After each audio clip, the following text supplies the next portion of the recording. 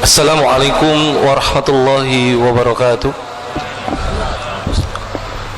Alhamdulillah, wassalatu wassalamu ala rasulillah wa ala alihi wa ashabi ajma'in wa ba'd. Ma'asyiral muslimin rahimani wa rahimakumullah. Bapak-bapak, ibu-ibu, saudara-saudari sekalian, segenap undangan, hadirin jamaah yang hadir pada sore hari ini, kita bersyukur kepada Allah Subhanahu wa taala telah hadir di tengah-tengah kita semua yang mungkin biasa kita lihat hanya melalui media televisi. Beliau termasuk narasumber dari acara Islami Khalifah Trans 7. Beliau termasuk pembina parenting Nabawiyah. Mungkin beliau termasuk ahli parenting, termasuk di dalamnya, dan beliau adalah termasuk pakar di dalam sejarah Islam. Dan mungkin ini yang kita masih belum akrab. Beliau adalah inisiator dan pembina Kutab Budi Ashari. Kutab Al-Fatih Budi Ashari. Kutab Al-Fatih. Ya. Beliau termasuk salah seorang yang ingin mengembalikan peradaban Islam melalui pendidikan di zaman keemasan Islam, yaitu dalam bentuk kutab. Ya. Maka kegiatan pada sore hari ini merupakan kerjasama dari Yayasan Dakwah dan Sosial Tabasum MD dengan Yayasan Masjid Mujahidin, Yayasan Perguruan Al-Irsyad, termasuk diantaranya dengan Kutab Al-Fatih, juga dalam rangka launching Kutab Al-Fatih Surabaya tadi pagi di Masjid Nuruzzaman Uner. Beliau adalah Al-Ustadz Budi Ashari LC Hafidhullah Ta'ala, yang pada kesempatan kali ini akan mengkaji sebuah tema yang menarik, membangun generasi kokoh yang dicintai oleh Allah Subhanahu wa Ta'ala. Saya masih ingat bentar Ustaz, Dr. Adian Husaini itu sering mengutip kitabnya Dr. Majid Al-Kilani dalam kitab Hakada Dhaharu Jilu Salahuddin wa Hakada Adat Al-Quds. Bagaimana bahwa ternyata bukan Salahuddin seorang, tapi generasi Salahuddin yang bisa membebaskan Al-Quds Palestina. Ini menarik karena yang kita kaji bukan cuma membangun anak. Sore hari ini kita mau membangun generasi yang seperti apa? Generasi yang kokoh, yang dicintai Allah, yang insya Allah akan membawa peradaban Islam ke depan, insya Allah akan mengembalikan kejayaan Islam ke depan. Dan kita simak serius sekali pembahasan bersama beliau Al-Ustadz Budi Ashari LC Hafidhullah Ta'ala, insya Allah sampai pukul 16.45. Kemudian ada waktu tanya jawab sekitar 15 menit sampai 30 menit. Kita lanjutkan dengan tanya jawab. Kepada beliau waktu dan tempat dipersilakan. Tafadhol Ustaz. Jadi saya sampai 16.45.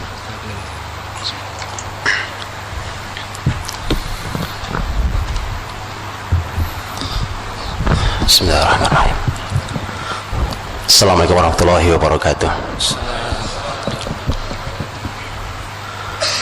Innal hamdalillah nahmaduhu wa nasta'inuhu wa nastahdihi wa nastaghfiruh. Wa na'udzu billahi min shururi anfusina wa min sayyiati a'malina, may yahdihillahu fala mudilla lahu wa may yudlil falan tajida lahu waliyyan mursyida. Asyhadu an la ilaha illallah wahdahu la syarika lahu wa asyhadu anna Muhammadan 'abduhu wa rasuluh. Allahumma shalli wa sallim wa barik ala Muhammad wa ala alihi wa sahbihi ajmain. Ya ayyuhalladzina amanu taqullaha haqqa tuqatih wa la tamutunna illa wa antum muslimun. Allahumma anfa'na bima 'allamtana wa 'allimna ma yanfa'una wa zidna ilma. Rabbana hab lana min azwajina wa dhurriyyatina qurrata a'yun waj'alna lil muttaqina imama. Amma ba'd. Saudaraku yang dirahmati Allah, keluarga mukmin hafizahumullah, syukur sekali sore hari ini saya bersilaturahim dengan saudara-saudaraku semuanya, dan kita membahas sebuah tema yang luar biasa. Saya diberi tema tentang membangun generasi yang kokoh yang dicintai Allah SWT. Ini tema yang luar biasa sekaligus PR yang luar biasa. Perlu perjuangan yang tidak sederhana melihat generasi muda kita hari ini. Apa yang kita saksikan, mari kita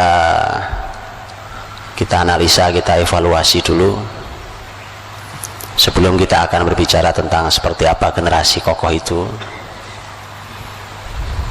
Karena perlu kita lihat ada kata kokoh, ada kata yang dicintai Allah.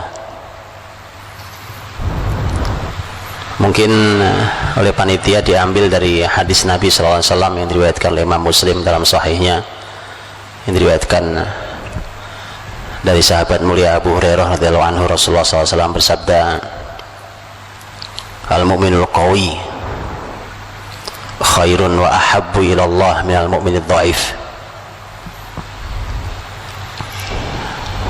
Orang yang beriman, orang beriman yang kuat itu lebih baik dan lebih dicintai Allah dibandingkan orang beriman yang lemah. Wa fi kullin khair, tapi pada masing-masing ada kebaikan karena sama-sama beriman. Ini beriman itu kebaikan, tapi ini kuat, ini lemah. Nah, yang kuat lebih baik dan lebih dicintai Allah. Wa fi kullin khair, ihris ala ma yanfa'uk wasta'in billahi wala ta'jaz. Maka bersemangatlah untuk melakukan, mengambil sesuatu yang bermanfaat untukmu. Minta tolonglah pada Allah, wasta'in billah, minta tolonglah pada Allah, wala ta'jaz, dan jangan lemah. Wala taqul lau anni fa'altu kadza lakana kadza wa kadza. Jangan pernah berkata, andai aku begini maka jadinya akan begini dan begini. Walakin qul qaddarallah wa ma syaa fa'al. Tapi katakan bahwa ini sudah Allah takdirkan, apa yang Dia mau pasti akan Dia lakukan, akan terjadi. Fa inna law taftahu amal asyayatin. Karena berandai itu, kata andai itu membuka pintu-pintu setan. Mungkin hadis ini yang menginspirasi panitia memberikan judul ini pada saya. Saya nggak tahu, Ustaz. Tapi hadis ini menarik, luar biasa. Pembahasannya banyak sekali. Al-mu'min, orang beriman, perbandingan di ayat ini, sebenarnya perbandingan antara sama-sama orang beriman. Ini beriman, ini beriman. Kalau sudah beriman, Masya Allah, itu kebaikan. Jadi poin satu memang poin iman. Dan kita akan kembali nanti pembahasan iman tentang generasi yang beriman. Tetapi ternyata orang beriman itu ada yang kuat, ada yang lemah. Ternyata ada itu. Walau sama-sama beriman, sama-sama baik, tapi kalau orang beriman yang kuat, itu yang lebih dicintai Allah Subhanahu wa taala. Ulama menjelaskan tentang hadis ini, di antara Imam Nawawi rahimahullah taala menjelaskan tentang hadis ini. Menjelaskan tentang hadis ini, tentang apa yang dimaksud dengan orang yang kuat itu. Di antaranya adalah kekuatan seseorang untuk menyambut kebaikan. Itu perlu kekuatan, Pak. Ini sholat 5 waktu ke masjid ini yang bisa menjaga sholat laki-laki, sholat di masjid 5 waktu, Masya Allah, itu tidak sembarang generasi. Kita punya anak-anak kecil kemudian rajin ke masjid, setiap sholat 5 waktu ke masjid, Masya Allah, itu generasi kokoh, Pak. Berapa mukmin yang sanggup menjaga itu hari ini? Dari sekian banyak jumlah muslim di negeri ini, Tidak sembarang orang itu, karena tidak sederhana itu menjalankannya. Kalau tidak dalam tempaan iman yang kokoh tidak mudah. Karena bayangkan saja, sholat maghrib di masjid, selesai sholat sunnah, bubar, nggak lama pulang, baru duduk sebentar udah adzan lagi isya. Perasaan baru adzan nih maghrib, udah adzan lagi isya, balik lagi ke masjid. Oh, itu luar biasa. Jadi baru tema didikan sholat 5 waktu dijaga dengan baik untuk laki-laki di masjid, itu saja sudah menghadirkan pesan kekokohan yang tidak sederhana itu. Oh iya, kalau masjidnya sebelah rumah tinggal ngelangkah, Pak. Kalau masjidnya berjarak beberapa blok lumayan itu. Sementara kita harus menjamin bahwa sampai ke sana masyarakat Bani Salamah yang menempati wilayah sekitar Masjid Qiblatain di Madinah, di zaman Rasul SAW mereka pernah usul ke Nabi. Ini kan jarak Qiblatain ke Masjid Nabawi itu kurang lebih sekitar 5 kilo. Mereka bilang, ya Rasulullah, bagaimana kalau kami pindah saja di sekitar Masjid Nabawi, karena jauh banget kami, mau sholat itu jauh sekali kalau ingin sholat bersamamu. Kemudian Nabi SAW bersabda, maka nakum tuktabu atharukum. Kata Nabi, nggak usah pindah, tetap di situ saja, di tempat kalian, karena semua jejak kalian dicatat oleh Allah Subhanahu Wa Taala. Jauh memang, iya, tapi masya Allah jejak kalian lebih panjang, pahalanya lebih banyak, Pak. Oh, itu perlu generasi kokoh itu nggak sebarang itu. Anak muda kita lagi asik main, tiba-tiba dipanggil adzan. Kan adzan itu an-nida, seruan, panggilan, panggil, ayo ayo ayo ayo. Artinya al-mu'minul qawi khairin wa habbilallah min al-mu'minul dhaif. Dan sebenarnya di hadis itu sudah dijelaskan tentang masalah kekokohan yang dimaksud sebenarnya. Ihris ala ma yanfa'uk, maka bersemangatlah kalian untuk selalu mengambil yang bermanfaat bagi kalian. Di mana ada manfaat, di situ dia hadir. Di mana ada manfaat, di situ dia ambil. Begitu yang diperlukan generasi kita. Di mana ada manfaat, di situ dia ambil.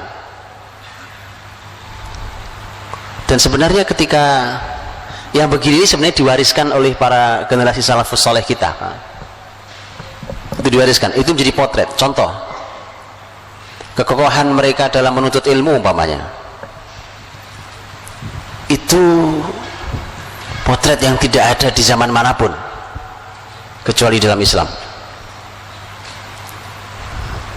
Bisa dibayangkan umpamanya Al-Khatib Al-Baghdadi rahimahullah ta'ala, beliau nulis buku judulnya Rihlah.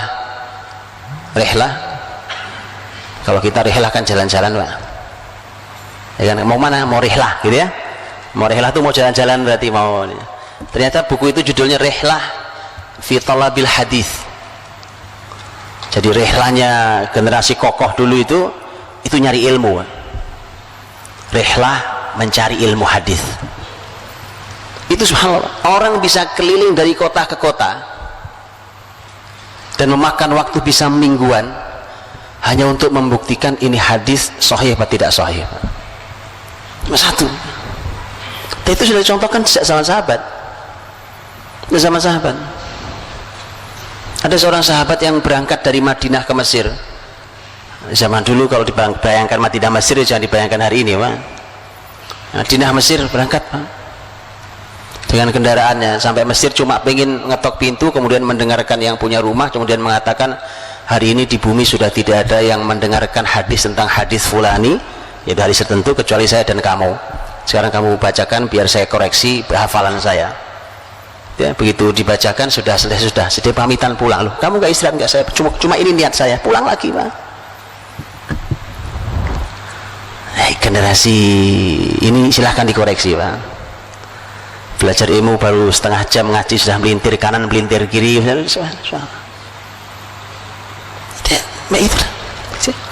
Karena memang ada, nanti kita akan bahas tentang bagaimana memang ada pondasi yang masalah di generasi ini, pondasi yang masalah itu. Jadi kekokohannya tidak hadir. Ihris ala ma yanfa'uk, jadi bersemangat selalu untuk mengambil yang manfaat. Di mana ada manfaat, didatangi manfaat itu, didatangi. Asy-Sya'bi rahimahullah ta'ala itu ulama besar sekali, Amir bin Syarahil. Asy-Sya'bi ini ulama luar biasa, ini tabi'in. Dulu di masa dulu ini kebiasaan di zaman tabi'in itu kalau ada sahabat tabi'in pasti nggak berani ngomong, Pak. Ada sahabat Nabi, sudah pernah ketemu Rasul langsung, kita siapa, kita nggak pernah bertemu Nabi gitu ya. Beda dengan Asy-Sya'bi, ada banyak sahabat tapi Asy-Sya'bi itu punya majelis ilmu sendiri, saking kokohnya ilmu Asy-Sya'bi. Asy-Sya'bi begitu kuat ilmunya. Asy-Sya'bi itu ulama yang ahli di berbagai bidang ilmu. Saya tunjukkan keahlian beliau. Saya tunjukkan untuk melihat keahlian ilmu beliau, ditunjukkan dengan ilmu yang beliau tidak ahli. Karena beliau mengatakan ilmu yang saya tidak terlalu fokus, saya nggak konsentrasi lah belajarnya, karena saya bukan kesana kesenangan saya, yaitu ilmu syair. Jadi ilmu syair itu termasuk ilmu yang beliau tidak fokus. Jadi beliau bilang kalau syair saya nggak terlalu. Tapi kata beliau, kalau Anda mau, akan saya bacakan syair sebulan penuh lamanya tanpa saya mengulang satu bait pun. Sebulan penuh saya bacakan syair tanpa saya ulang. Itu ilmu yang dia tidak ahli. Karenanya membuat kagum masyarakat luar biasa. Begitu kagum itu, akhirnya orang nanya, bagaimana sih Anda kok bisa nyampe derajat ilmu seperti ini, itu bagaimana caranya? Asy-Sya'bi ternyata memberikan resep, Pak. Dikasih resepnya. Ini resep bagaimana biar hasil pendidikan itu seperti Asy-Sya'bi. Kata Asy-Sya'bi rahimahullah ta'ala, kata beliau, binafil i'timad wassayri fil bilad wa sabrin ka sabril jamad wa bukurin ka bukuril ghurab. Binafil i'timad itu maknanya adalah meniadakan hanya bersandar pada kemampuan diri kita sendiri. Jadi jangan merasa, wah saya ini memang orang pinter, Pak, saya ini hafalannya memang kuat, Pak, ya. Jangan itu, karena untuk orang berilmu itu tidak cukup. Berapa banyak orang hafalannya kuat ya, tapi tidak punya ilmu yang cukup. Karenanya jangan bersandar pada kemampuan diri sendiri. Maksudnya minta tolong sama Allah, biar dimudahkan Allah, biar dimudahkan Allah. Sahabat yang meriwayatkan hadis paling banyak Abu Hurairah radhiyallahu anhu. Abu Hurairah 5374 riwayat hadis dari Abu Hurairah, jalur Abu Hurairah. Abu Hurairah itu kan bukan orang yang hafalannya kuat aslinya, tapi kenapa dia menjadi perawi hadis terbanyak 5374? Ada di antara kita yang hafal 5000 hadis? 55 deh, 5 bukan 5000, 5. Ngambil angka depannya saja 5 kan, 53745 saja. Abu Hurairah itu bukan tidak punya hafalan kuat. Karena itu dia datang ke Rasulullah SAW, sadar, saya kok hari ini belajar lupa besok gitu. Ya kalau itu kan kita banget ya, makanya saya ceritakan yang kita banget ya, saya nggak ceritakan yang aneh-aneh, yang susah jangkaunya. Datang ke Rasulullah SAW, ya Rasulullah, saya ini kok belajar ilmu kepadamu, hari ini aku hafal, besok aku lupa, cepat banget lupanya. Nabi SAW mengatakan, buka sorbanmu. Sorbannya beliau pakai sorban, Pak. Buka sorban, gelar di sini, digelar di hadapan Rasul. Sorbannya didoakan Nabi, Pak. Kata Nabi pakai lagi, dipakai lagi. Kemudian Abu Hurairah setelah itu memberikan kesaksian, demi Allah, setelah itu apapun yang aku dengar dari Rasul tidak pernah aku lupakan. Ya kan? Itu hebatnya, Pak. Jadi jangan bersandar dengan kemampuan diri sendiri, terbatas kemampuan kita itu. Binafil i'timad, bersandar pada Allah SWT. Minta doanya orang soleh, apalagi guru terutama, minta doanya guru. Lah guru kok dicaci maki, guru kok dibully, gimana ceritanya generasi mau kokoh? Gimana? Guru itu Masya Allah diminta barokahnya. Dan begitulah para sahabat dan antar sahabat, begitulah sahabat dan tabi'in, bagaimana murid dengan guru berinteraksi. Jadi meminta doanya, meminta barokahnya, ya. Subhanallah. Binafil i'timad wasayri fil bilad, kata Syabi. Kunci kedua itu Anda harus keliling negeri, keliling negeri-negeri. Belajar dengan keliling negeri-negeri itu hanya generasi kokoh yang bisa, Pak. Hanya generasi kuat saja yang punya kesabaran itu. Di mana ada ahli ilmu didatangi, duduk belajar di sana. Imam Syafi'i itu kan berangkat 500 kilo dari Mekah ke Madinah di usia masih cukup kecil. Dia dengan kesabaran 500 kilo perjalanan itu. 500 kilo itu dari sini kemana? Jogja. Boleh kita coba naik kuda, ya kan? 500 kilo. Ini supaya kita tahu merasakan sekokoh apa sih kita. Oh, kita mobil AC, pesawat asing, malas belajarnya. Apa ini generasi ini? Atau melihat itu, subhanallah, naik kuda, naik onta 500 kilo karena pusat ilmu saat itu ada di Madinah.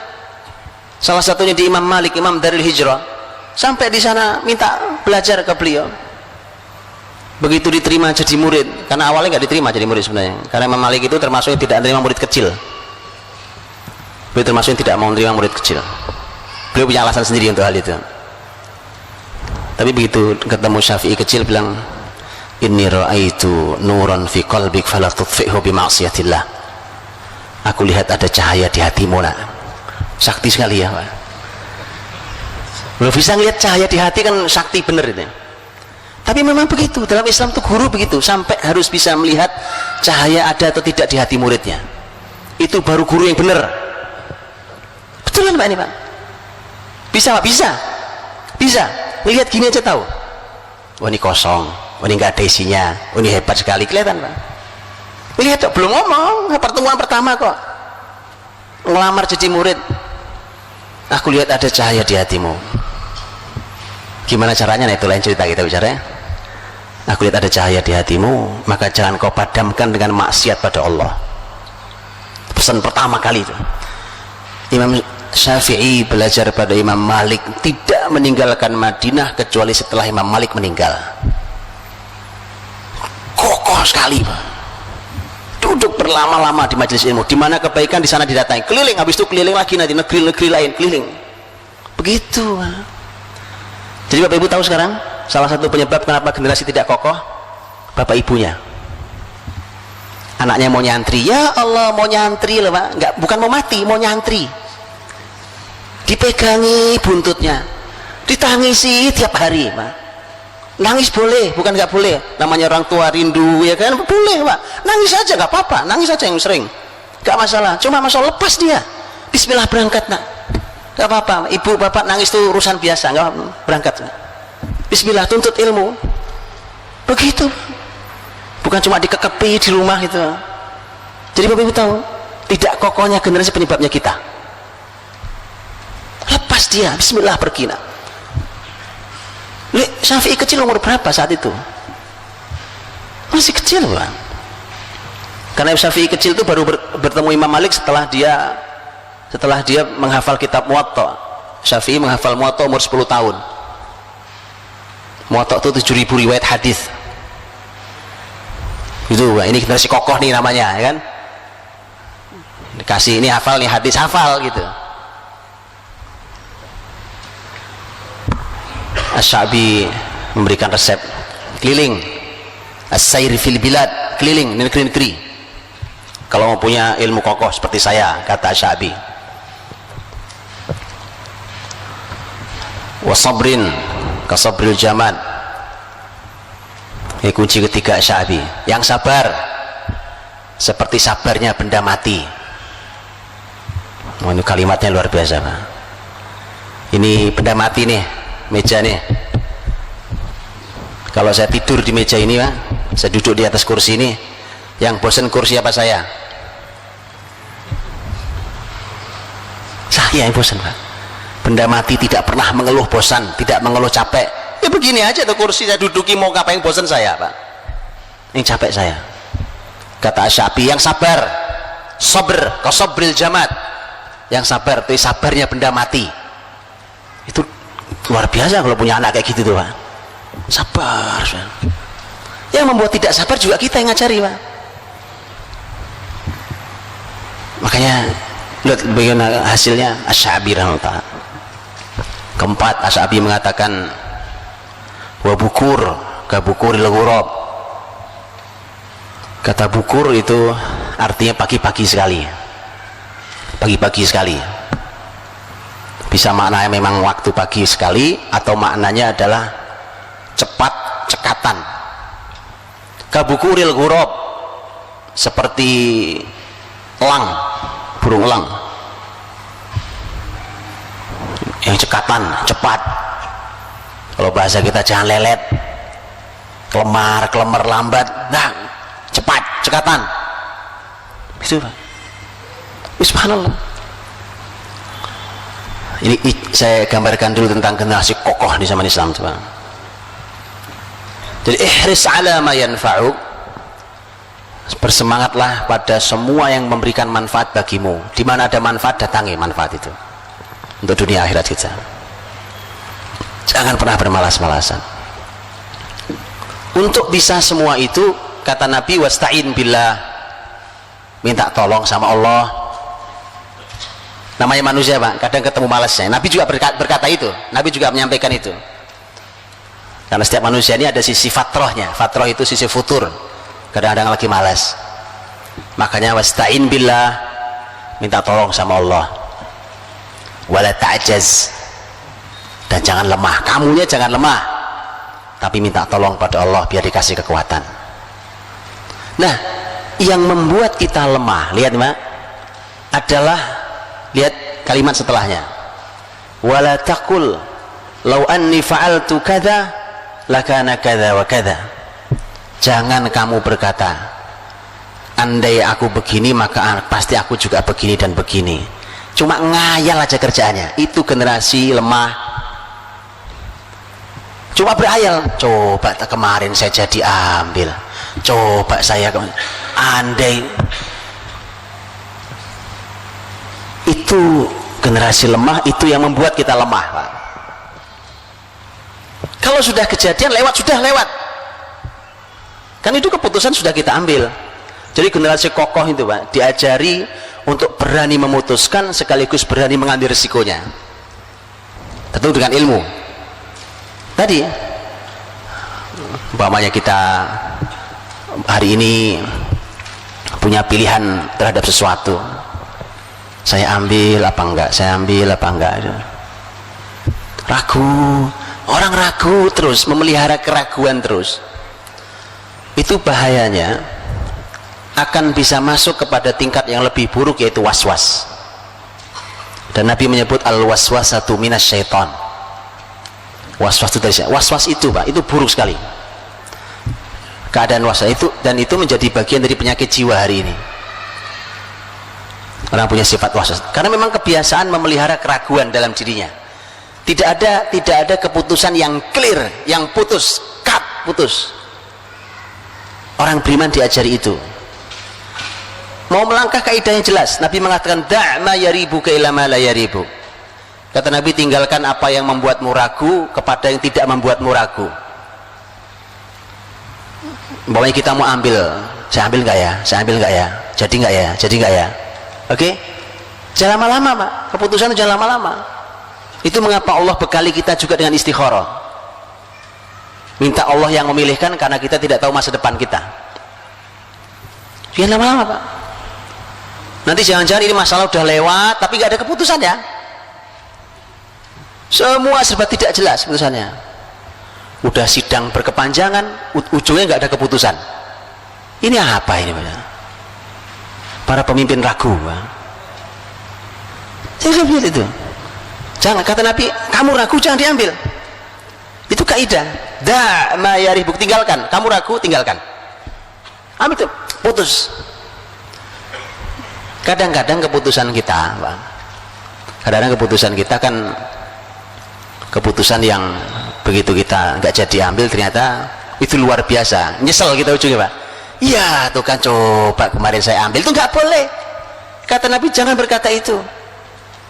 Andai kemarin jadi saya ambil, itu kan wah Pak, itu kata andai itu Pak, itu dipelihara, dikenang bisa sampai sekian puluh tahun ke depan loh. Iya Pak, sekian puluh tahun ke depan ketemu temennya ngomong lagi, itu tuh yang proyek itu sebenarnya jatah saya sebenarnya itu kan gak kejadian Pak, sudahlah, itu bukan generasi kokoh tuh, sudah cukup, sudah begitu kak selesai.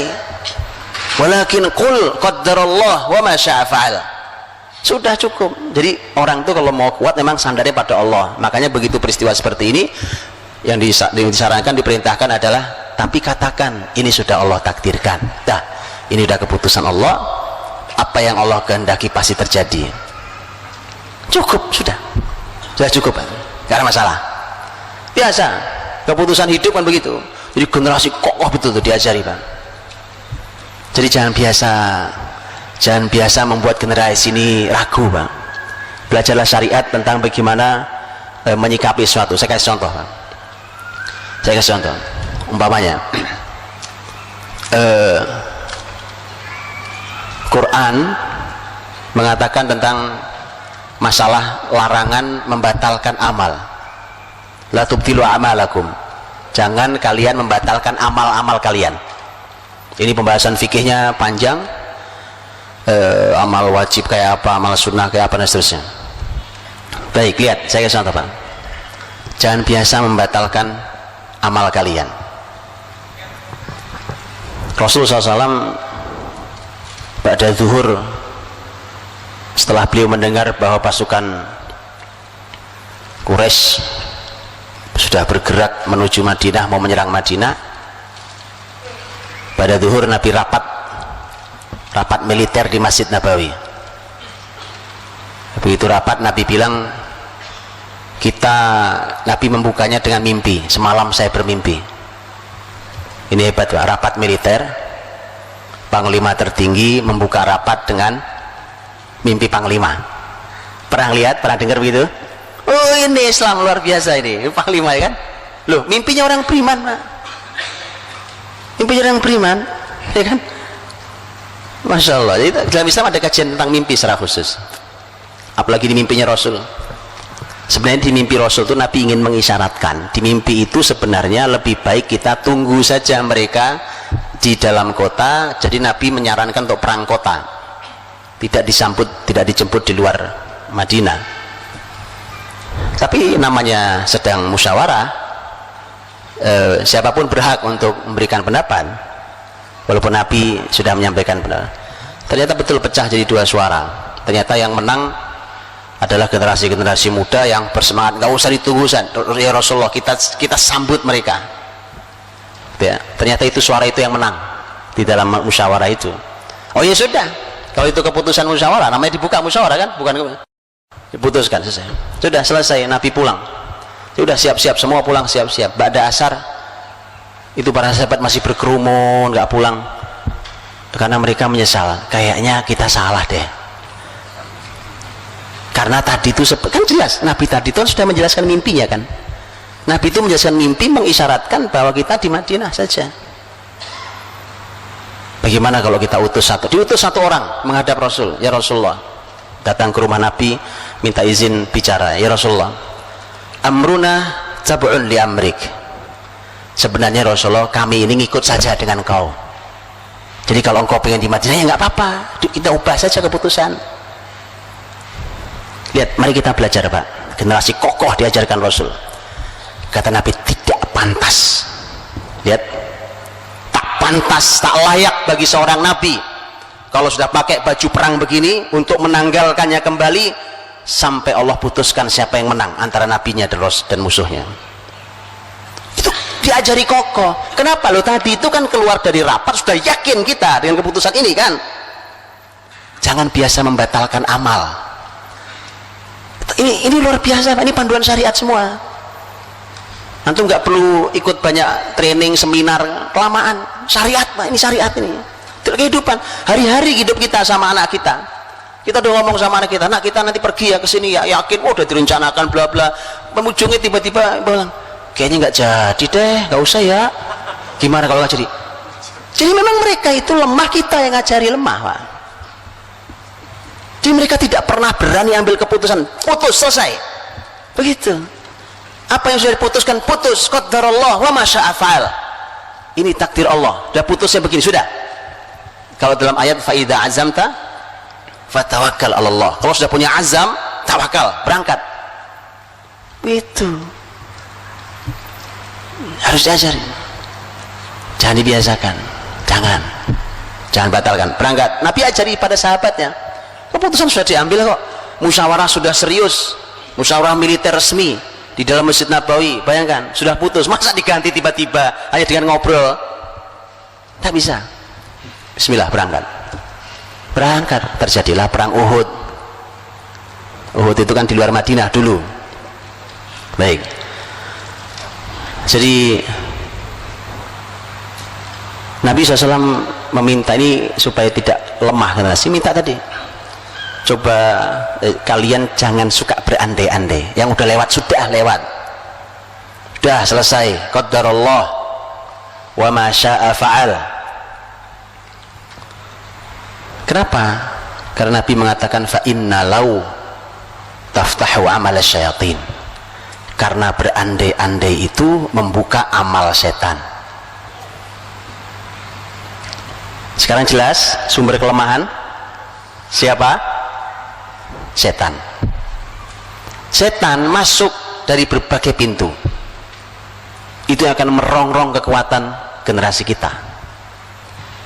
Allah Subhanahu wa taala berfirman tentang setan. Ya kan? Inna syaitana lakum adu fattakhidhuhu aduwa. Setan itu musuh, maka jadikan musuh. Namanya musuh, jadikan musuh, jangan jadikan teman. Bagaimana generasi ini disebut generasi kokoh kalau generasi ini akrab sama setan? Kebiasaan setan menjadi kebiasaan generasi ini, mustahil kokoh Pak. Itulah mengapa Nabi sering ingatkan, jangan lakukan, ini kebiasaan setan, jangan lakukan, setan nggak masuk rumahmu, jangan lakukan, kan begitu. Itu disampaikan Rasul. Kenapa? Kamu akan lemah kalau bersama setan. Kenapa? Setan itu lemah masalahnya. Setan itu lemah. Allah berfirman, inna kaidasyaitani kana dha'ifa. Sesungguhnya tipu daya setan itu lemah. Udah lemah kok ditakuti, ya kan? Lemah. Jadi memang lemah setan itu. Dan itu yang membuat kita jadi lemah. Maka jauhkan generasi ini dari setan. Jauhkan Pak. Tolong pelajari ulang apa saja yang menjadi kebiasaan setan yang sudah diingatkan oleh ayat dan hadis Nabi. Rumah seperti apa yang dimasuki setan, yang tidak dimasuki setan, supaya jauh dari kelemahan. Nah, kalau setan tadi dikirim was-was juga dari setan, ya kan, berandai-andai dari setan. Coba, bagaimana mau kokoh itu? Karenanya Rasul mengingatkan hati-hati, karena berandai-andai itu membuka fa inna law taftahu amal syayatin. Karena andai-andai itu membuka amal setan. Bapak Ibu rahmati Allah, saya tunjukkan dialog luar biasa. Inilah bagaimana membangun generasi yang kokoh yang dicintai Allah SWT. Rasul sallallahu alaihi wasallam berdialog dengan anak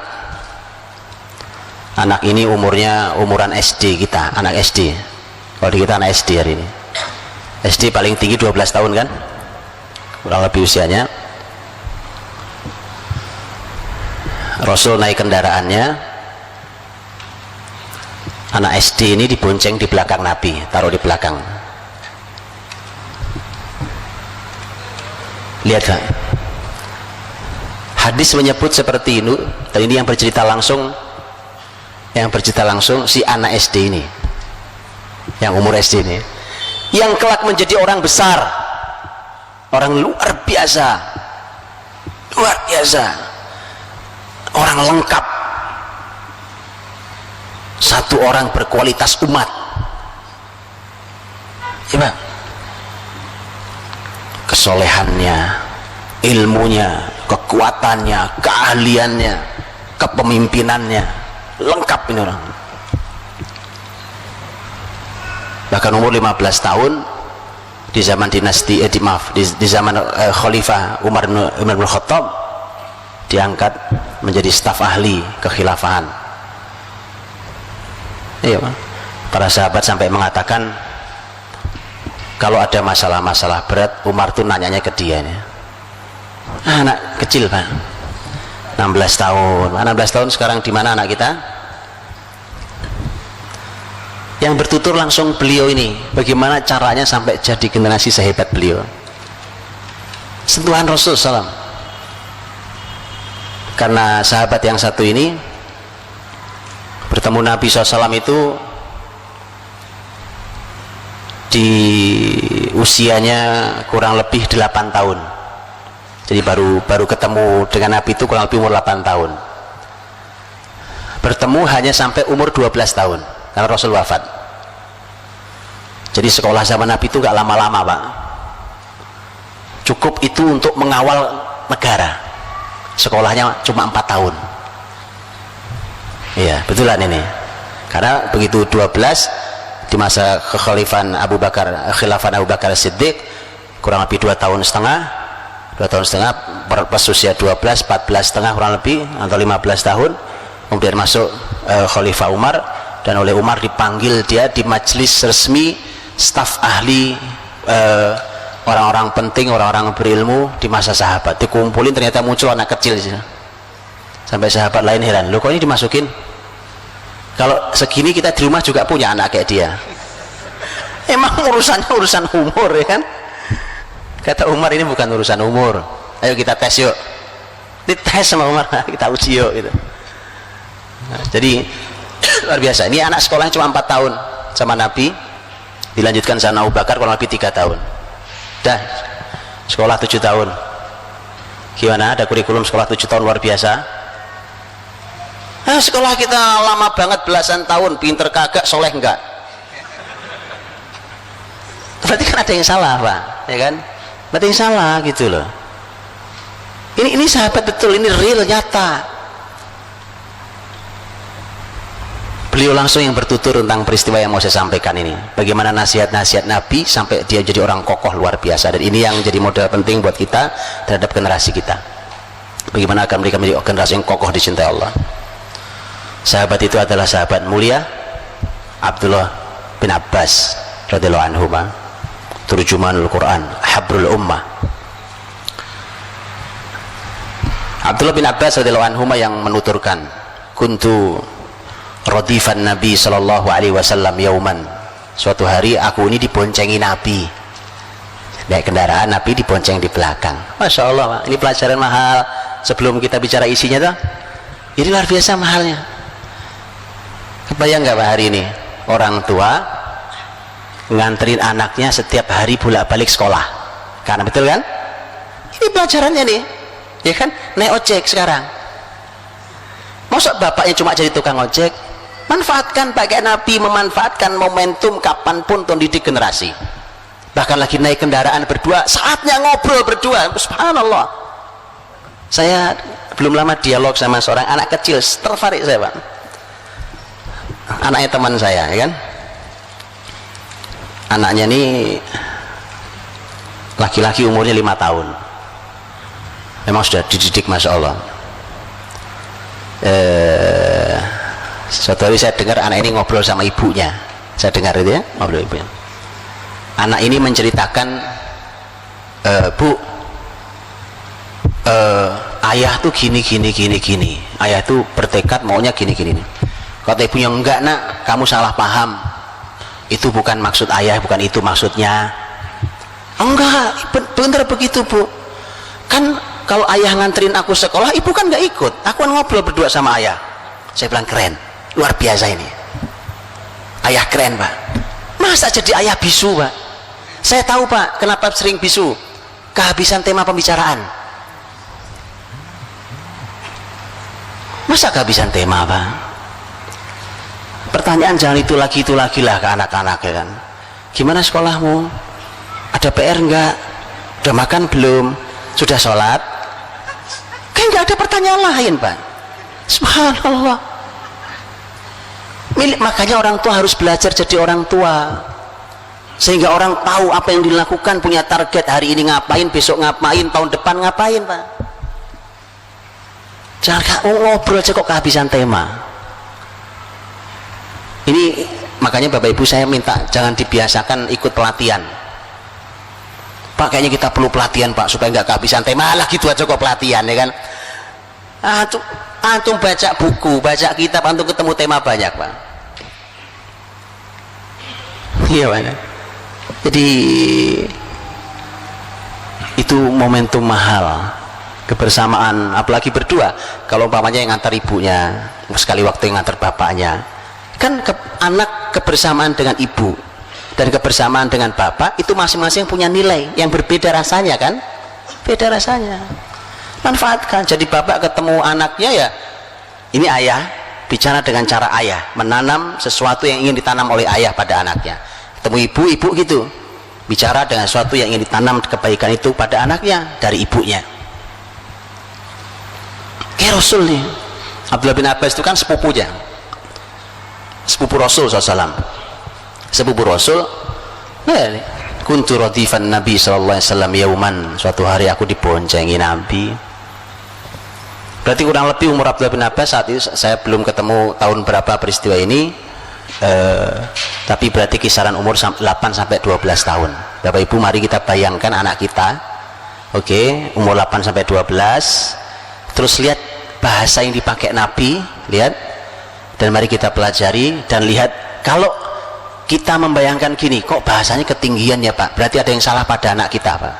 Bahasa aja nggak ngerti, di antaranya karena ngerusak bahasa. Jadi hati-hati, merusak bahasa itu efeknya buruk sekali. Hati-hati Pak. Bahasa buat mainan ya kan, ada kamus alay lah, ada apalagi yang lain, kamus gaul lah, merusak bahasa. Hati-hati Pak, jadi. Dan itu membuat mereka tidak terbiasa untuk berbahasa dengan baik, tertata, rapi, memahami dengan bahasa yang tinggi. Yuk kita lihat ya, bayangkan 8-12 tahun, Bapak Ibu yang punya anak seumur segitu atau anaknya tetangga lah paling enggak ya kan, bayangkan 8-12 tahun. Oke, Nabi SAW berkata, ya gulam, nak, hei nak, ihfadillah yahfadka, jagalah Allah, Allah akan menjagamu. Lihat Pak Bu, Nabi tidak mengatakan jagalah agama Allah, karena kalimatnya ihfad Allah, ihfadillah. Ihfad artinya jagalah, Allah artinya Allah. Anak segitu sudah ngerti maksudnya apa.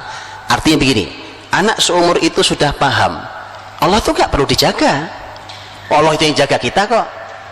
Terus berarti dia langsung paham, oh berarti yang dimaksud adalah menjaga ajaran Allah, yaitu.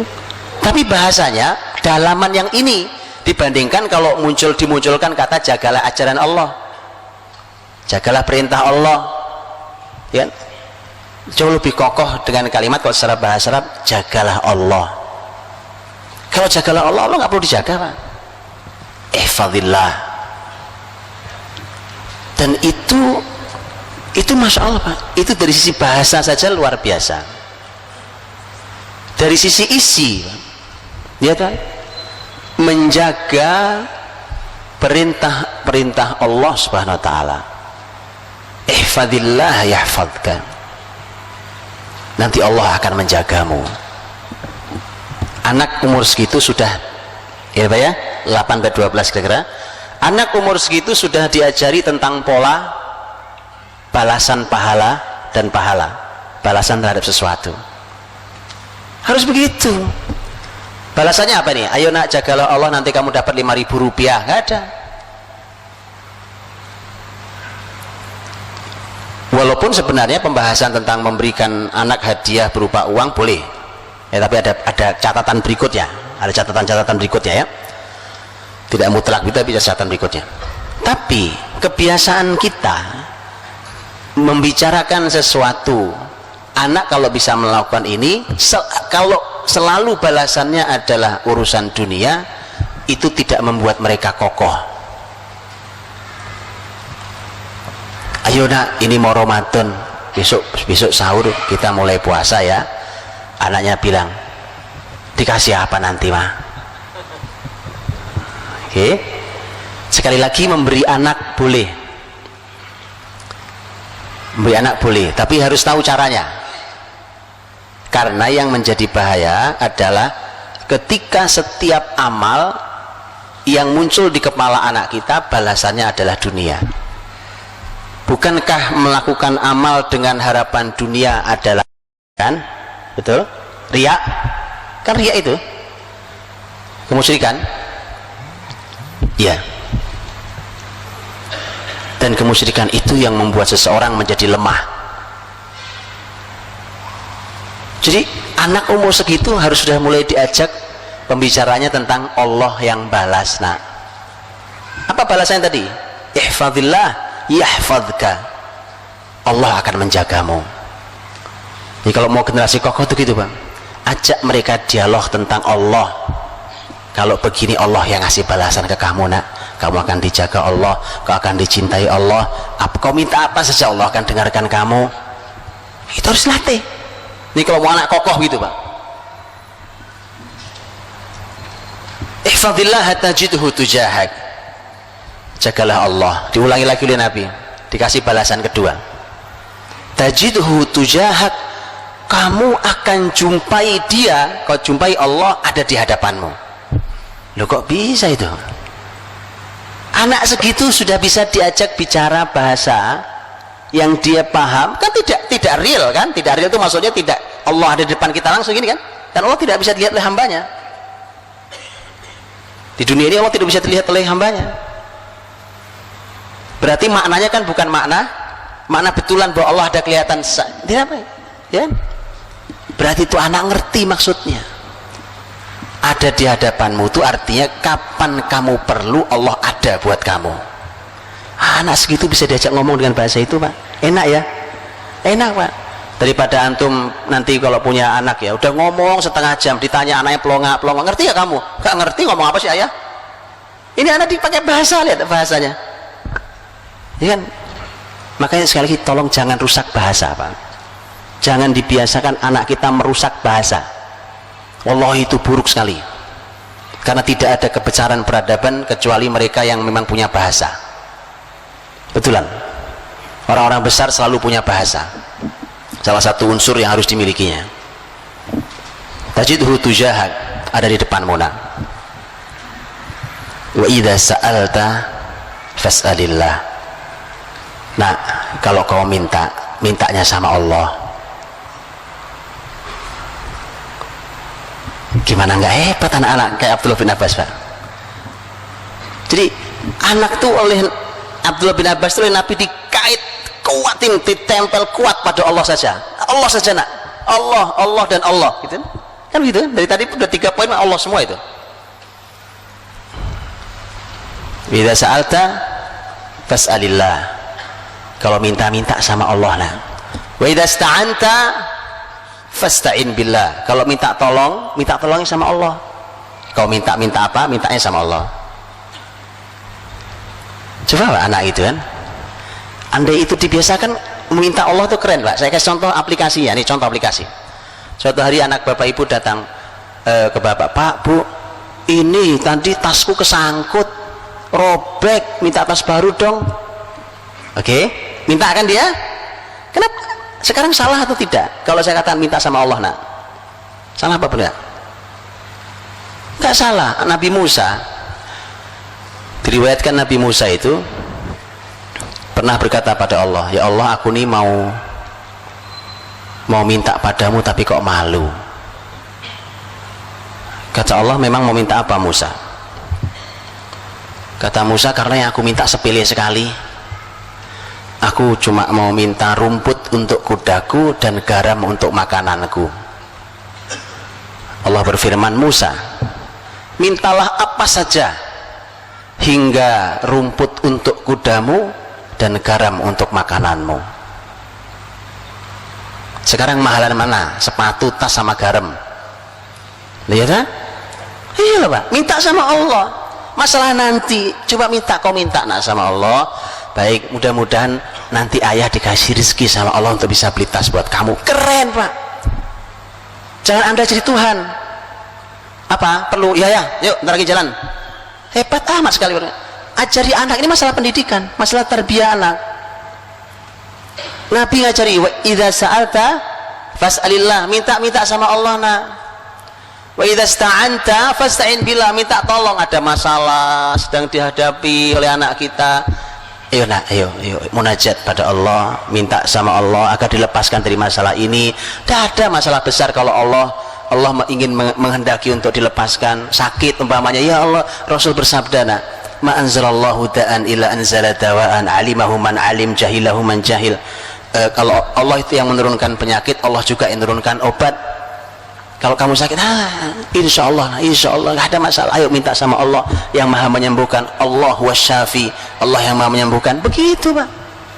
Kokoh generasi ini. Kalau pegangannya sama Allah mesti kuat sekali. Tapi kalau pegangannya hanya pada dunia, kemampuan kita, takutnya cuma sama makhluk, itu yang membuat lemah. Wa idza sta'anta fasta'in billah. Kemudian lihat kalimat Nabi berikutnya. Kata Nabi, "Wa'alam, ketahuilah, law ijtama'atil umma ala yanfa'u lan yanfa'uka illa bi syai'in qad katabahu Allahu lak." Kalau semua yang ada ini ingin memberimu kebaikan, ingin memberimu manfaat, itu tidak akan terjadi kecuali kalau memang itu takdirnya milikmu. Ditanam tauhid yang kuat. Generasi kuat memang begitu. Sebaliknya, wa in istama'u ala ayyadurruk bi syai'in la yadurruka bi syai'in illa qad katabahu Allahu 'alaik. Kalau mereka sepakat untuk membahayakan dirimu, itu pun tidak akan pernah terjadi kecuali memang hal itu, keburukan itu memang sudah ditakdirkan akan mengenai dirimu. Jadi itu anak gak punya takut sama sekali Pak, ya kan? Nggak ada takutnya, gimana? Nggak ada takut. Pertama, dia tidak bersandar pada makhluk, karena tadi Nabi katakan, ya anggaplah semua orang pengen membantumu, itu kalau bukan takdirmu kamu nggak dapat bantuan itu. Berarti gini kan, dibersihkan oleh Nabi dari bersandar pada makhluk. Sebaliknya sama, kalau mereka sepakat untuk mencelakai dirimu, nggak akan kejadian, nggak akan kena ke kamu. Orang generasi nggak punya rasa takut Pak. Kokoh sekali. Bayangkan tuh anak SD loh itu. Anak SD nasihatnya kayak gitu modelnya. Rufi'atil aqlam wa jaffatis suhuf. Pena sudah diangkat, lembaran-lembaran telah kering. Apa maksudnya Pak? Sudah jadi keputusan Allah, nggak mungkin diubah lagi. Dalam riwayat lain ada tambahan nasihat di peristiwa itu juga. Wa'alam anna an-nasr ma'as sabr. Ketahui, nak, sesungguhnya pertolongan Allah itu datangnya bersama kesabaran. Luar biasa ini Pak. Ini konsep hidup ya Pak. Anak SD diajari konsep hidup. Coba ayo, di mana sekolahnya? SD mana itu sekolahnya Pak? Luar biasa Pak. Diajari tentang konsep kemenangan itu. dari Allah nak, tapi dia datangnya bersama kesabaran. Saat kau sabar itu dekat dengan kemenangan, dekat dengan pertolongan Allah. Dia akan membangun kesabarannya. Baik, dengan itu maksudnya akan membangun kesabarannya. Dia akan bangun kesabaran karena berharap dapat pertolongan Allah. Wa alam anna nasr ma'as sabr.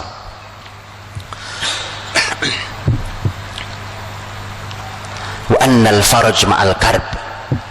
Dan solusi itu datangnya bersama kesulitan. Sedang sulit, yakinlah bahwa tidak lama lagi datang solusi. Tidak ada putus asanya, ya kan? Nggak ada tuh generasi putus asa, lagi galau nih naik status, ya. Nggak ada, Pak. Nggak ada generasi begitu tuh, nggak ada. Nggak di Islam, nggak ada di Islam generasi kayak begitu tuh. Sama sekali nggak ada. Lihat generasi Abdullah bin Abbas disampaikan Nabi, solusi itu nak datangnya bersama kesulitan. Makanya Abdullah bin Abbas ketika menafsirkan ayat inna ma'al usri yusra wa inna ma'al usri yusra, inna ma'al usri yusra, 2 kali itu, dan sesungguhnya bersama kesulitan ada kemudahan, sesungguhnya bersama kesulitan ada kemudahan. 2 kali diulang. Apa kalimat Abdullah bin Abbas? Kalimat Abdullah bin Abbas bahwa dengan ayat ini maka kesulitan tidak mungkin mengalahkan kemudahan 2 kali. Dari mana diambilnya? Dari ayat ini kan 2-2. Kenapa 2-2? Di situ disebut kesulitan 2 kali, al-usr, dan disebut kemudahan 2 kali, yusra. Beda. Walaupun sama-sama disebut 2 kali, ternyata beda menurut para ulama tafsir. Karena al-usr menggunakan alif lam, kesulitan pakai alif lam di ayat itu. Kemudahan ada alif lamnya enggak? Yusra tidak ada alif lamnya. Loh, memang apa Pak bedanya alif lam dengan tidak ada alif lam? Beda. Sesuatu kalau ada alif lamnya maka bendanya sama. Itu juga. Ini air, kalau dibunyikan alma, airnya ini juga. Nggak ada air yang ini, kan ada air, ini ada air, ada air. Tapi yang saya maksud cuma ini. Walau disebut 2 kali kata kesulitan, tapi dengan menggunakan alif lam, maka berarti jenis kesulitannya sama, itu aja. Tapi yusronya, kemudahannya tidak ada alif lamnya. Berarti kemudahan itu tidak satu jenis. Mudah. Lihat bedanya Quran, Pak, cara membahas Quran yang Masya Allah, ya kan? Nah, Abdullah bin Abbas masuk itu konsep lah itu. Ketahui nak solusi itu hadir. Wa alam anna an-nasr ma'as sabr wa al-farj ma'al karb wa anna ma'al usri yusra. Dan ketahuilah bahwa sungguhnya bersama kesulitan ada kemudahan. Bapak Ibu dirahmati Allah, waktu saya sudah kelewat 5 menit ini. Afwan Ustaz.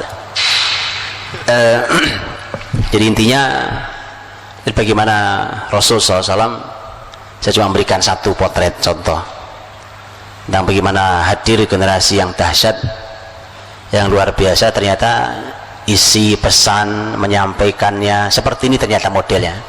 Padahal itu untuk anak lulusan, anak SD belum lulus usianya. Pantas mereka menjadi generasi yang luar biasa. Karena waktu saya habis, saya mohon maaf. Insyaallah katanya ada tanya jawab, nanti kita berbagi di tanya jawab. Wallahu a'lam bishawab. Assalamualaikum warahmatullahi wabarakatuh. Waalaikumsalam. Jazakallahu khairan katsiran kepada Al-Ustaz Budi Ashari hafidhullah taala. Perlu kami infokan, insyaallah yang memberikan pertanyaan akan kami pilih sekitar 4 pertanyaan terbaik, akan mendapatkan souvenir langsung dari pihak panitia Tabasum MD. Dan khusus pada kesempatan kali ini pihak Tabasum MD memberikan hadiah mushaf Al-Quran kepada jamaah yang memang berasal dari lembaga, maksud kami lembaga pendidikan, baik yang dari Mujahidin maupun yang bukan dari Mujahidin. Jadi kami siapkan 5 mushaf Al-Quran, bisa diambil di panitia. Pertanyaan pertama, Ustaz, bagaimana cara menjelaskan kepada anak tentang siapa, apa, bagaimana itu Allah. Siapa?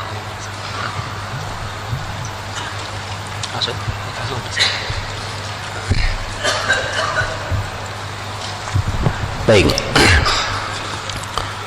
Bagaimana menjelaskan kepada anak tentang siapa atau apa atau bagaimana Allah itu, Pak? Begini. Menyiapkan tentang Allah itu, Bapak Ibu, menjelaskan tentang Allah bukan hanya Allah, menjelaskan hal-hal yang gaib kan tidak terindra oleh kita, ya kan? Gak bisa kita indra, surga, neraka tidak terindra. Maka tidak ada bahasa yang paling selamat dalam menjelaskan yang seperti ini kecuali dengan menggunakan bahasa Quran dan hadis. Karena tidak ada yang pernah melihat surga, tidak ada yang pernah melihat Allah. Bahkan Nabi Muhammad saja waktu Mi'raj tidak melihat Allah. Karena Nabi Muhammad yang mengatakan nurun anni arah, cahaya, bagaimana aku bisa melihatnya, gitu. Maka dari itu menjelaskannya juga tidak boleh, karena Allah menyebut dirinya dengan laisa kamitslihi syai'. Allah tidak sama dengan semua yang ada, ya.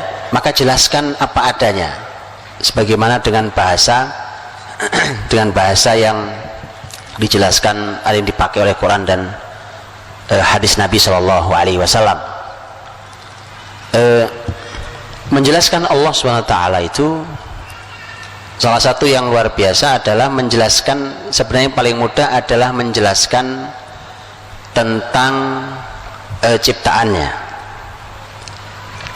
Kalau mau menjelaskan tentang sesuatu, lihat Rasul pernah bertemu dengan Jabir bin Abdillah di malam purnama, bulan purnama. Kemudian Nabi begitu melihat Jabir masih muda sekali, itu melihat Jabir, kemudian Nabi mengatakan, langsung memanfaatkan momentum melihat bulan yang indah purnama itu dengan mengatakan innakum sataruna rabbakum karu'itukum hadzal badr. Kalian akan melihat Rob Tuhan kalian sebagaimana kalian sekarang melihat purnama ini. Sebatas itu, jadi sebatas kalimat-kalimat itu bisa jelaskan. Jadi penjelasannya bicara tentang Allah dengan ciptaannya, Allah yang harus kita syukuri, rezeki yang diberikan pada kita, dan seterusnya. Pola pembahasan tentang zat Allah bahkan itu harus berhati-hati, sekali lagi jangan sampai dia keluar dari kalimat Quran dan hadis Nabi. Harus dicari Quran hadis bahasanya seperti apa. Walaupun nanti anak-anak pertanyaannya aneh-aneh pertanyaannya. Kenapa kok Allah nggak kelihatan gitu, Ustaz? Oh, itu masih mending, Pak. Itu biasa itu jawabnya. Karena kita bilang angin aja, angin nggak kelihatan, nggak kerasa kok. Saya pernah sholat Jumat ke masjid dekat rumah saya naik motor sama anak saya yang kedua. Waktu itu umurnya anak saya kurang lebih baru 5 tahun kalau nggak salah, 5 atau 6 tahun. Selesai sholat Jumat, saya pulang motoran lagi, anak saya nanya, "Bi, Allah sholat Jumatnya di mana?" Silahkan angkat tangan siapa yang bisa jawab. Kasih hadiah, Ustaz. Kasih hadiah. Ayo angkat tangan. Lihat ya. Jadi intinya, Pak, ini rahmati Allah, bicara Allah sholat Jumatnya, Pak. Kita jawab Allah nggak sholat Jumat, salah buat dia kan loh. Kita aja orang soleh sholat Jumat, masa Allah nggak sholat Jumat? Kan bayangkan anak kan begitu kan, persis sama kayak anak senang banget dengan es krim, nanya di surga ada es krim nggak, Mak? Kalau antum jawab ada, antum ngarang. Coba di ayat mana, di hadis mana es krim ada? Betul kan? Kan hal yang gaib tidak boleh dikarang, iya kan? Kalau pohon korma ada dalam hadis Nabi SAW, begitu kan? Pasar, menurut sebuah riwayat pasar ada riwayatnya, es krim nggak ada. Nggak ada riwayatnya. Jadi kalau antum bilang ada, nak, salah. Kalau antum bilang tidak ada, bahaya buat anak. Betul ya? Males masuk surga. Bahaya anak masuk surga, nggak mau, ya kan? Paham Bapak Ibu? Jadi jawabnya itu memang harus pakai kalimat-kalimat ayat dan kalimat-kalimat hadis. Pahami dulu akar permasalahan yang ditanyakan anak-anak tentang Allah, tentang hal yang gaib.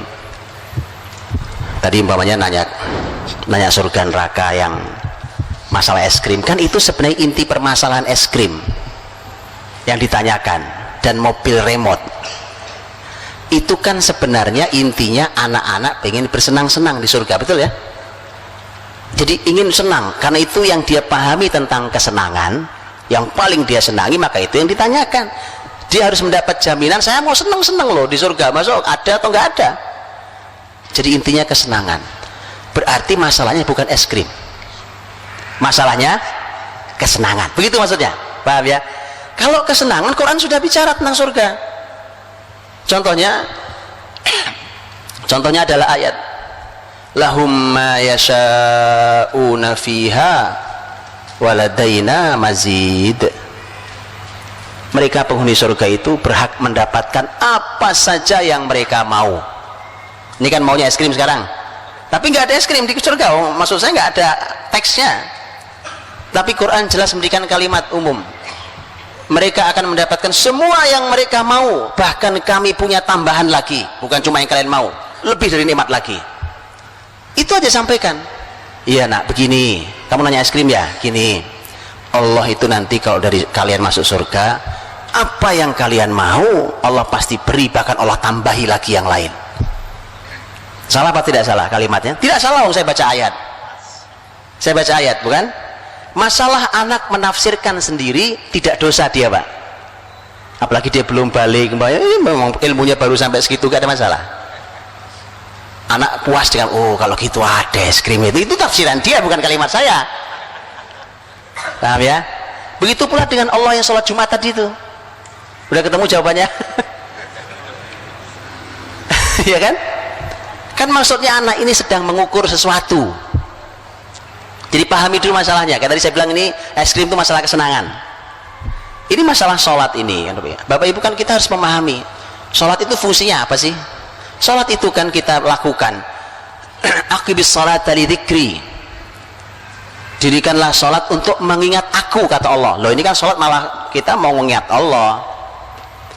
Dan sholat itu ternyata kan pembahasan tentang sholat, karena itu adalah sholat sebagian dari bentuk syukur kita, karena Nabi Muhammad ketika di dialog dengan Aisyah radhiyallahu anha tentang kaki beliau yang bengkak karena kelamaan sholat malam, kemudian Nabi menjawab, afala akunu abdan syakura. Jadi ternyata sholat itu bukti syukur, karena kita bersyukur nikmat Allah banyak banget, saya sholatnya rajin. Oke, berarti pembahasannya adalah kita harus mendudukkan dulu sholat Jumat kita ini sebenarnya malah bentuk syukur kita pada Allah, karena kita semua dikasih Allah.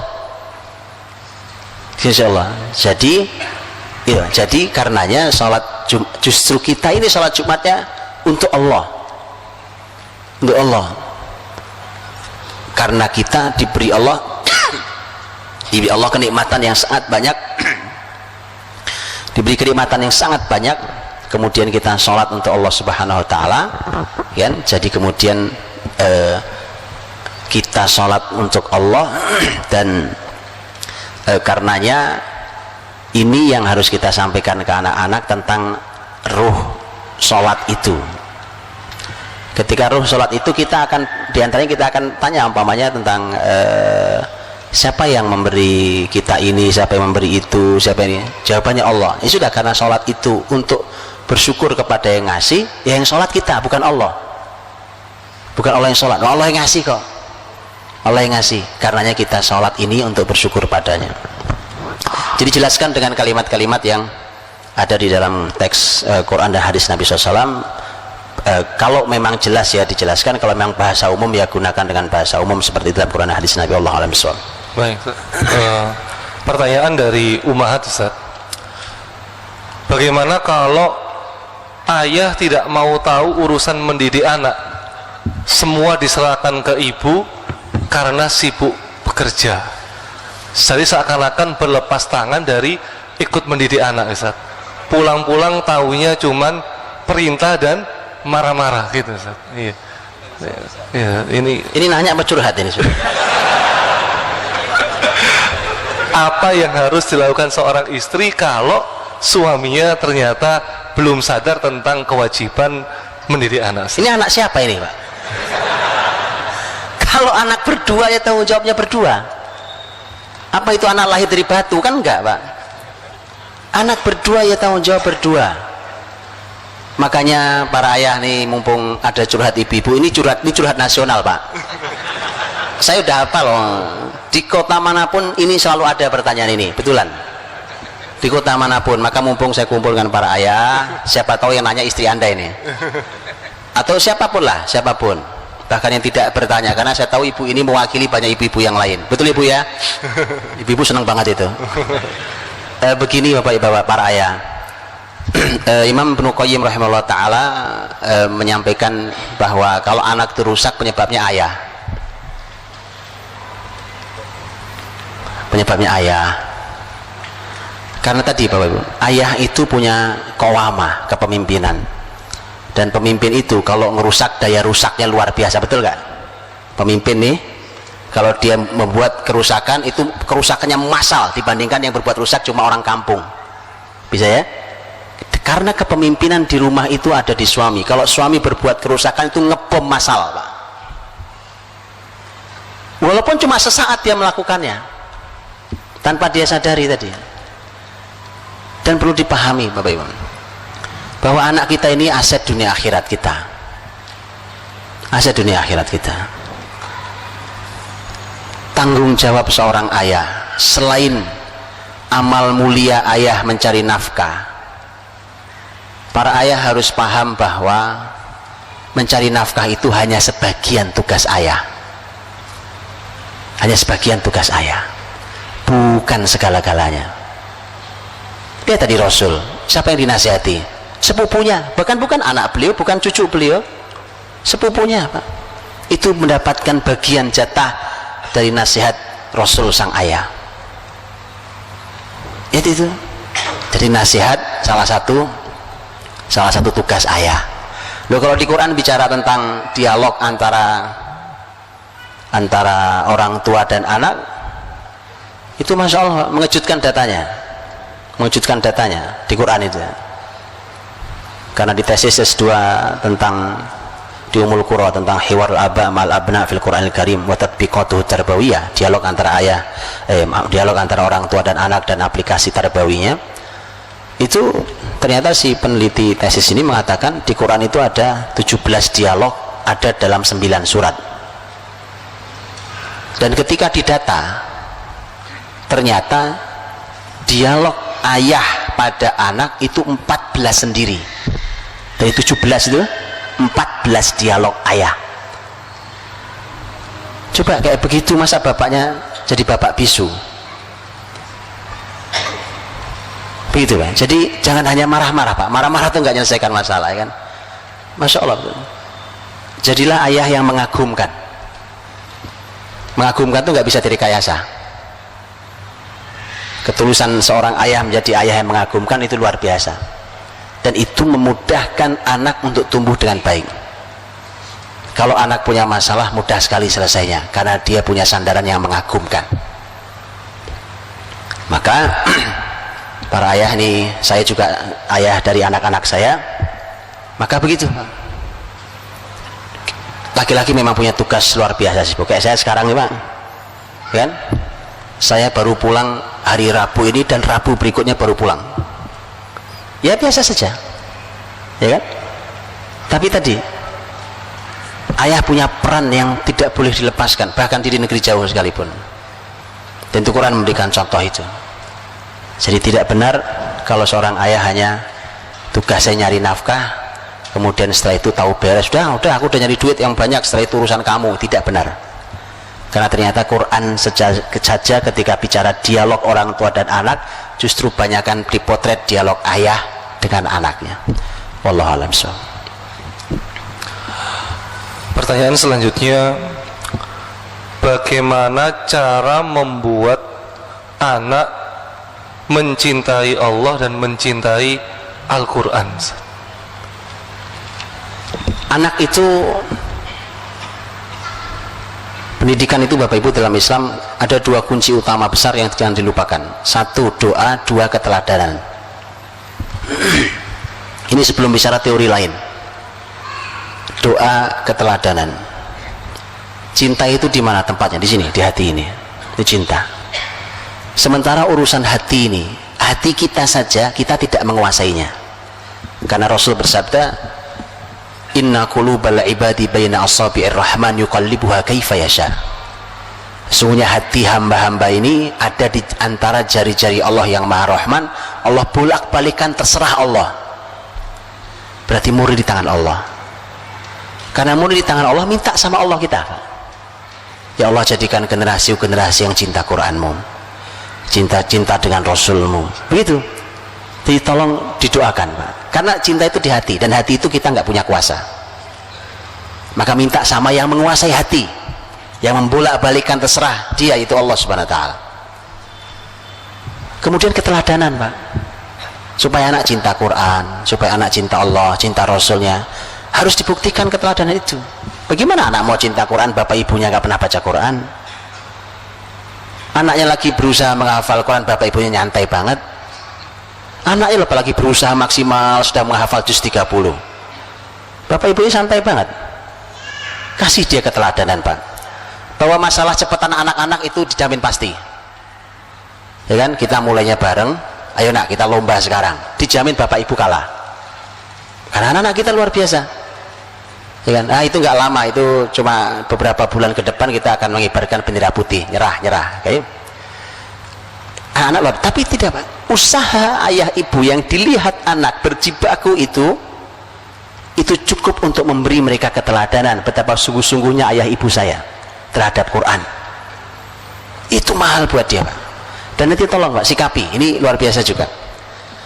Kan kalau sekarang anak kita hafalannya lebih banyak, betul ya, dibandingkan kita. Umpamanya nih, hafalan Qurannya lebih banyak dibandingkan kita. Baca Qurannya lebih bagus tajwidnya daripada kita. Berarti kan sekarang yang ahli ilmu dia kan? Memang dia anak saya, umurnya tuaan saya, karena anak saya. Di sisi saya sebagai bapaknya, saya sebagai ibunya, dia harus hormat sama saya.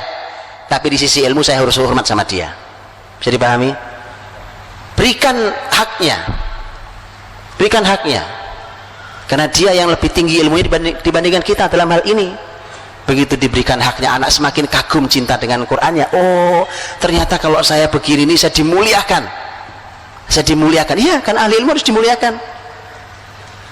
Paham itu? Jadi keteladanan tolong dijaga betul. Dia berikan contoh yang baik. Contoh yang baik. Kalau anak berjibaku, berjuang keras, bapak ibunya harus sama. Masalah hasilnya bagusan anak-anak itu sudah diduga. Ya, tapi tadi itu dinilai oleh anak-anak kita.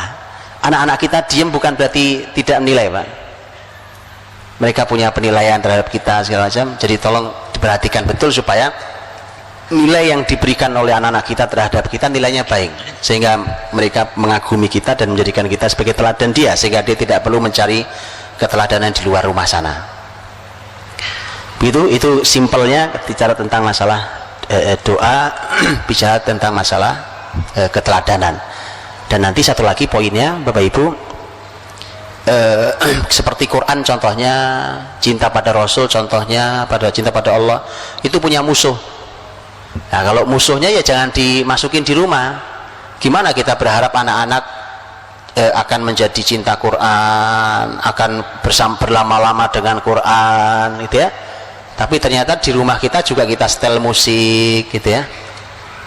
Saya tidak bicara hukum fikih tanyakan Ustadz fikih.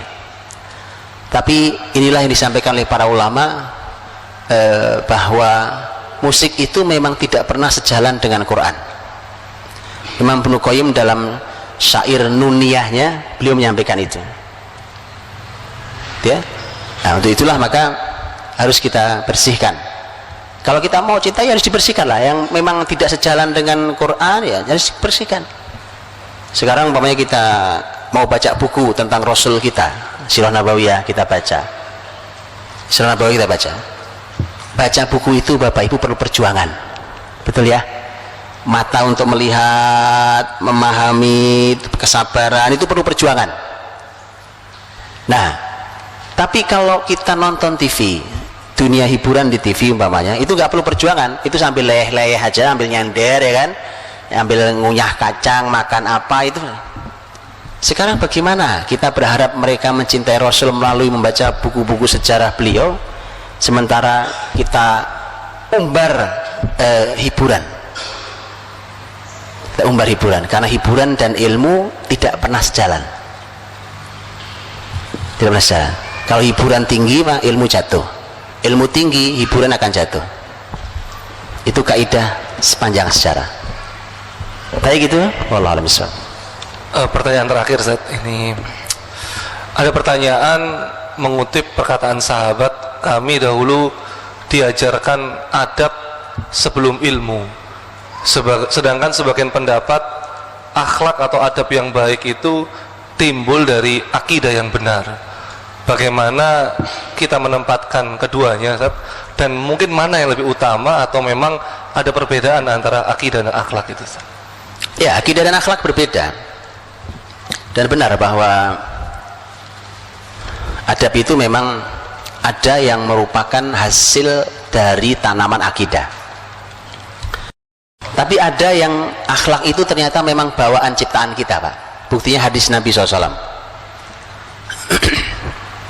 Ketika Nabi SAW kedatangan utusan di tahun Amul Wufud, tahun 9 dan 10 Hijriah, salah seorang pemimpin suku yang datang, Al-Ashaj Ibnu Qais, dia datang kemudian dipuji Nabi. Sing kepala suku yang datang dipuji Nabi. Inna fika la khaslatain yuhibbuhum Allah. Kata Nabi ke pemimpin suku yang datang ini, kamu punya dua sifat yang Allah cintai. Kata orang itu, apa ya Rasulullah? Kata Nabi, al-hilmu wal anah. Hilm itu sifat yang penyantun, yang jiwanya itu tenang, terukur, tidak tergesa-gesa. Orang berbuat jahat kepada dia, dia balas dengan kebaikan. Itu al-hilm. Wal anah, anah itu tidak terburu-buru, tenang, tidak terburu-buru, itu al-anah. Kamu punya dia sifat mulia itu. Nah, begitu dia dipuji, dia nanya, ya Rasulullah, apakah ini sifat baru atau sifat lama yang saya punya ini? Dari kapan muncul adanya di saya? Nabi mengatakan itu sifat sudah sejak dulu ada di kamu. Istilah maka para ulama adab mengatakan bahwa memang ada akhlak itu yang sifatnya bawaan, Pak. Bawaan sifatnya. Contoh-contoh di antara kita ini ada orang yang memang bawaannya sabar, orang yang memang sabar, man. Itu marah aja susah itu. Ada orang yang bawaannya marah-marah, Pak. Walaupun nanti akan dipengaruhi oleh perjalanan hidupnya. Tapi ada modal. Ada orang yang modal dasarnya memang mudah ngasih orang, dermawan. Memang ada modal dasar itu. Ya, ada yang modal dasarnya, arti gini, bahwa ini kan cuma modal dasar, tapi semua bisa dibina. Orang yang tidak punya modal dasar, tidak besar modal dasar dermawannya, bisa dimunculkan kedermawanan luar biasa pada dirinya dengan pembinaan terus-menerus itu. Ya. Nah, yang dimaksud dengan pertanyaan tadi, kalau kalimat sahabat adalah kami diajari iman sebelum Quran. Kami diajari iman sebelum Quran. Itu kalimat Jundub bin Abdillah, kalimat Abdullah bin Umar, dan seterusnya. Kami diajari iman sebelum Quran. Itu ternyata kaidah kurikulum besar dari Nabi SAW. Tapi kalimat bahwa adab sebelum ilmu itu juga benar. Itu kalimat para ulama bahwa seharusnya kita ini belajar adab sebelum belajar ilmu. Belajar adab dulu. Ini yang salah di kurikulum pendidikan kita hari ini. Ilmu ditumpuk tapi adabnya belum jadi. Akhirnya ilmunya tidak ada gunanya, ilmunya tidak barokah, adabnya belum beres, dan ilmu itu nggak mengubah apa-apa dalam kehidupan dia. Jadi adab sebelum ilmu. Abdullah bin Mubarak rahimahullah, ulama besar, beliau mengatakan bahwa kadal adab an yakuna thulutsail ilm, bahwa adab itu 2/3 ilmu. Adab itu 2/3-nya ilmu. Artinya ketika kita kehilangan adab, kita kehilangan 2/3 ilmu. Jadi makanya anak itu memang harus diajari adab dulu. adab dulu harus diajarkan. Nah tadi tentu sambil untuk menanam kokoh adab pasti akan berhubungan sangat erat dengan masalah iman, akidah tadi itu maksudnya. Jangan salah memahami ya. Belajar akidah itu bukan belajar kitab, bukan. Ayo kita buka kitab tauhid, kitab akidah, bukan itu maksudnya. Lah anak kecil kalau diajak bagaimana ngerti anak kecil itu? Yang dimaksud adalah tanam dia. Apa yang mau kita tanam? Umpamanya kita mau menanam salah satu nilai tauhid, nilai akidah. Umpamanya al-khauf, rasa takut pada Allah, atau ar-raja, kita punya harapan tinggi pada pertolongan Allah dan ampunan Allah, dan seterusnya. Tawakal, at-tawakkul umpamanya, punya sifat tawakal. Yang begitu-begitu itu ditanam bukan pakai teori buku. Kesalahan kita belajar tentang tauhid adalah seperti belajar filsafat. Itu kritikan Al-Ghazali terhadap proses pembelajaran tauhid yang salah. Itu salahnya, Pak.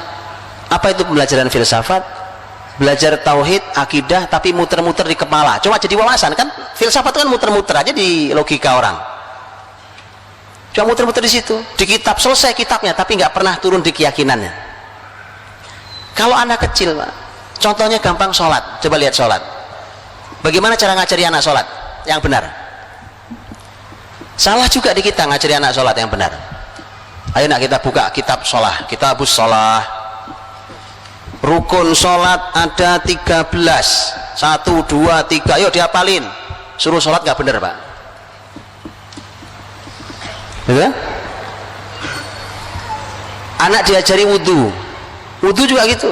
Oh ini ayatnya ini, hadisnya ini, begini tata cara. Bukan begitu cara yang benar. Lihat cara yang benar, lihat cara yang benar di pendidikan para sahabat. Utsman bin Affan suatu hari ingin mengajari wudhu yang benar di hadapan tabi'in. Bukan dikasih teori. Kata Utsman, ambil air buat saya. Begitu diambil air, baik, tuangkan airnya, kalian semua lihat saya cara berwudu. Dia wudu dari awal sampai akhir, kemudian terakhir Utsman berkata, beginilah aku melihat Rasul berwudu. Lihat, paham, Pak? Teori nanti. Ilmu tajwid kapan munculnya? Zaman Rasul atau bukan? Bukan, gak ada ilmu tajwid zaman Rasul.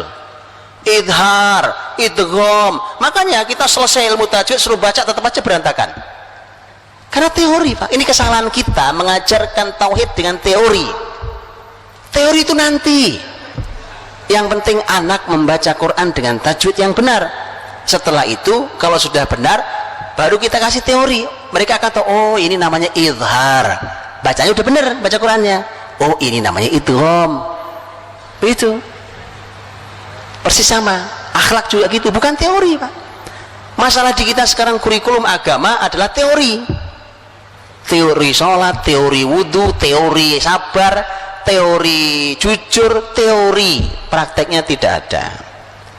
Jadi bukan teori, ditanam di mereka.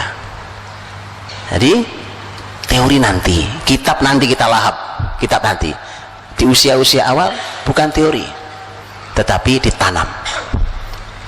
Baik, wallahu a'lam bishawab.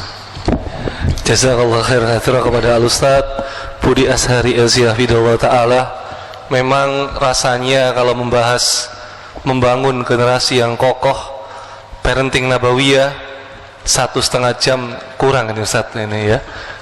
Padahal Ustaz Budi Azhari sudah sejak kemarin di Surabaya bercerita bagaimana pemuda, generasi, pendidikan, peradaban Islam ke depan ya. Tapi memang waktu juga yang membatasi kita semua, dan insya Allah besok Ustaz Budi Azhari melanjutkan dakwanya menuju kota sebelah, yaitu kota Gresik, juga dalam rangka launching Kutab Al-Fatih Gresik. Ini ada beberapa pertanyaan tentang konsep kutab, Ustaz. Jadi langsung saja bagi kepada jemaah yang ingin mengetahui bentuk dari usaha beliau sebagai inisiator Kutab Al-Fatih yang ingin mengembalikan peradaban Islam dengan pendidikan Islam yang diawali dengan konsep kutab, kami persilakan langsung menghubungi Kutab Al-Fatih Surabaya, karena baru di launching tadi pagi, diresmikan dan dibuka pendaftaran hanya sampai untuk semester ini hanya sampai hari Rabu besok. Silakan menghubungi Kutab Al-Fatih, bisa dilihat di website kutabalfatih.com bagaimana konsep parenting nabawiyah beliau. Dan kita harapkan mudah-mudahan Ustaz Budi Azhari tidak bosan-bosan hadir ke Surabaya, Ustaz ya. Alhamdulillah. Mudah-mudahan insya Allah beliau diberikan kesehatan, tambahan wawasan keilmuan yang bermanfaat ya untuk mengawal peradaban umat ke depan. Demikian kajian kita kerjasama dengan Tabasum MD, Yayasan Masjid Mujahidin, Yayasan Perguruan Al-Irsyad Surabaya, dengan beberapa dibantu sponsor termasuk dengan Kutab Al-Fatih Surabaya.